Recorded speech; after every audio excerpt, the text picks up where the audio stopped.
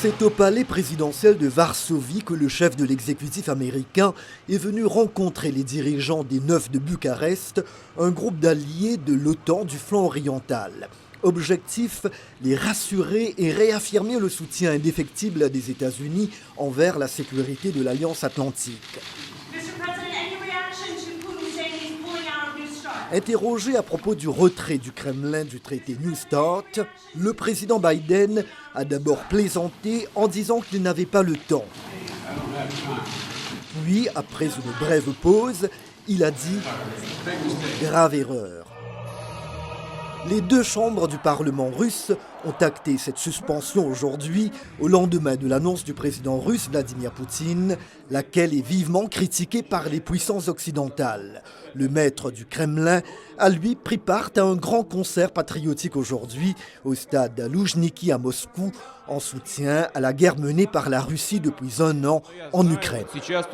Aujourd'hui, la hiérarchie militaire m'a dit que des combats étaient en cours au sein de nos terres historiques pour notre peuple. Le président Poutine tente dans le même temps de renforcer les liens avec la Chine, dont le chef de la diplomatie, Wang Yi, effectuait une visite à Moscou.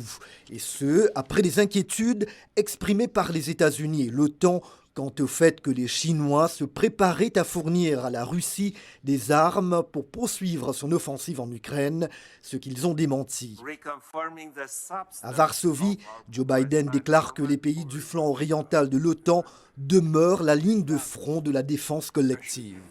Ce qui est littéralement en jeu, ce n'est pas seulement l'Ukraine, c'est la liberté. L'idée que plus de 100 000 soldats envahissent notre pays depuis la Seconde Guerre mondiale, rien de tel n'est arrivé. Les choses ont radicalement changé et nous devons nous assurer que nous les changerons à nouveau. Pour le patron de l'OTAN, il faut briser le cycle de l'agression russe. Un an après le lancement de l'invasion russe, le président Poutine ne se prépare pas à la paix. Au contraire, il se prépare davantage à faire la guerre.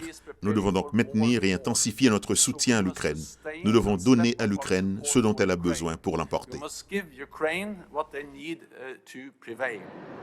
Le président Joe Biden a quitté Varsovie ce soir pour regagner son pays après un voyage impromptu à Kiev et un séjour de 2 jours en Pologne.